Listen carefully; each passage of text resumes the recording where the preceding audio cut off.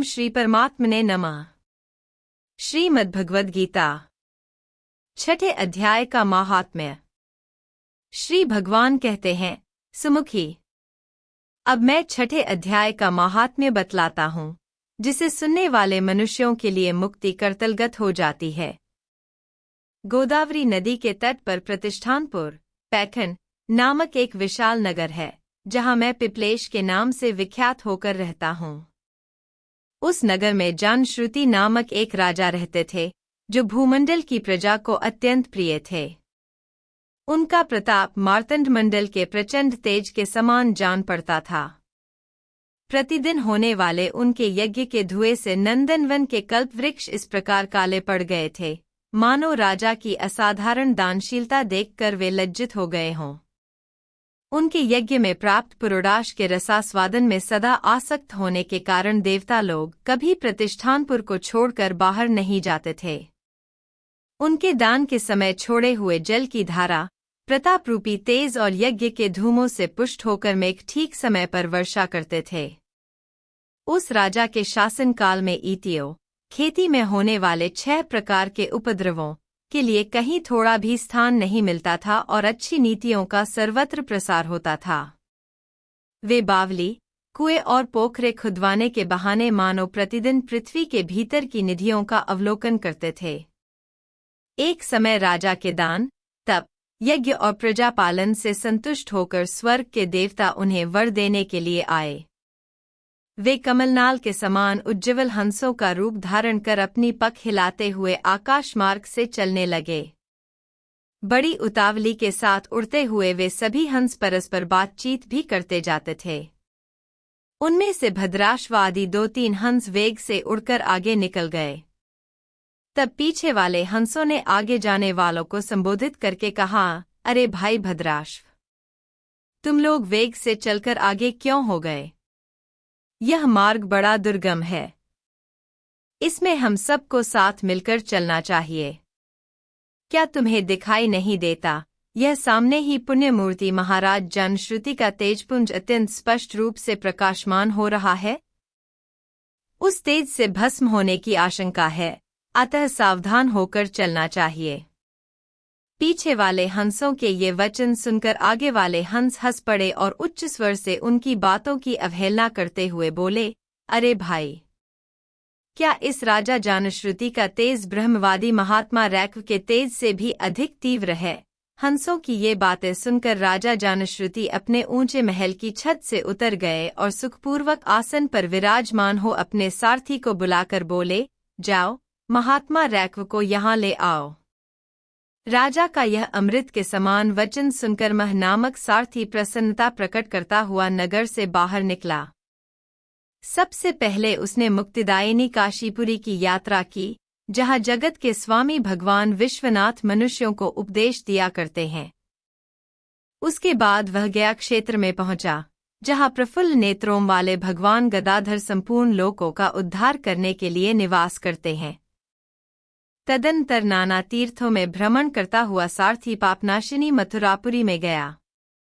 यह भगवान श्री कृष्ण का आदि स्थान है, जो परम महान तथा मोक्ष प्रदान कराने वाला है। वेद और शास्त्रों में वह तीर्थ त्रिभुवंती भगवान गोविंद के अवतार स्थान के नाम से प्रसिद्ध है। नाना देवता और ब्रह्मर्षि उसका सेवन करते हैं। मथुरा नगर कालिंदी, यमुना के किनारे शोभा पाता है। उसकी आकृति अर्धचंद्र के समान प्रतीत होती है। वह सब तीर्थों के निवास से परिपूर्ण है। परम आनंद प्रदान करने के कारण सुंदर प्रतीत होता है। गोवर्धन पर्वत होने से मथुरा मंडल की शोभा और भी बढ़ गई है। वह पवित्र वृक्षों और लताओं से आवृत है। उसमें 12 वन हैं। वह परम पुण्यमय था, सबको विश्राम देने वाले श्रुतियों के सारभूत भगवान श्री कृष्ण की आधार भूमि है।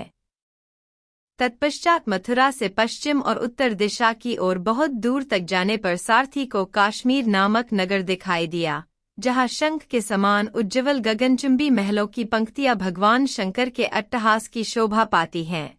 जहाँ ब्राह्मणों के शास्त्रीय आलाप सुनकर मूक मनुष्य भी सुंदर वाणी और पदों का उच्चारण करते हुए देवता के समान हो जाते हैं। जहाँ निरंतर होने वाले यज्ञ धूम से व्याप्त होने के कारण आकाशमंडल मेघों से धुलते रहने पर भी अपनी कालिमा नहीं छोड़ते। जहाँ उपाध्याय के पास आकर छात्र जन्मकालीन अभ्यास से ही संपूर्ण कलाएं स्वतः पढ़ लेते हैं, तथा जहाँ मणिकेश्वर नाम से प्रसिद्ध भगवान चंद्रशेखर देहधारियों को वरदान देने के लिए नित्य निवास करते हैं। काश्मीर के राजा मणिकेश्वर ने दिग्विजय में समस्त राजाओं को जीतकर भगवान शिव का पूजन किया था, तभी से उनका नाम मणिकेश्वर हो गया था। उन्हीं के मंदिर के दरवाजे पर महात्मा रैक्व एक छोटी सी गाड़ी पर बैठे अपने अंगों को खुजलाते हुए वृक्ष की छाया का सेवन कर रहे थे। इसी अवस्था में सारथी ने उन्हें देखा। राजा के बताए हुए भिन्न भिन्न चिन्हों से उसने शीघ्र ही रैक्व को पहचान लिया और उनके चरणों में प्रणाम करके कहा, ब्राह्मण, आप किस स्थान पर रहते हैं? आपका पूरा नाम क्या है? आप तो सदा स्वच्छंद विचरने वाले हैं, फिर यहाँ किस लिए ठहरे हैं? इस समय आपका क्या करने का विचार है? सारथी के ये वचन सुनकर परमानंद में निमग्न महात्मा रैक्व ने कुछ सोचकर उससे कहा, यद्यपि हम पूर्ण काम हैं, हमें किसी वस्तु की आवश्यकता नहीं है, तथापि कोई भी हमारी मनोवृत्ति के अनुसार परिचर्या कर सकता है। रैक्व के हार्दिक अभिप्राय को आदरपूर्वक ग्रहण करके सारथी धीरे से राजा के पास चल दिया। वहां पहुंचकर राजा को प्रणाम करके उसने हाथ जोड़कर सारा समाचार निवेदन किया। उस समय स्वामी के दर्शन से उसके मन में बड़ी प्रसन्नता थी। सारथी के वचन सुनकर राजा के नेत्र आश्चर्य से चकित हो उठे। उनके हृदय में रैक्व का सत्कार करने की श्रद्धा जागृत हुई। उन्होंने 2 खच्चरियों से जुती हुई गाड़ी लेकर यात्रा की। साथ ही मोती के हार, अच्छे अच्छे वस्त्र और 1 सहस्र गौएं भी ले लीं। काश्मीर मंडल में महात्मा रैक्व जहाँ रहते थे उस स्थान पर पहुंचकर राजा ने सारी वस्तुएं उनके आगे निवेदन कर दी और पृथ्वी पर पड़कर साष्टांग प्रणाम किया।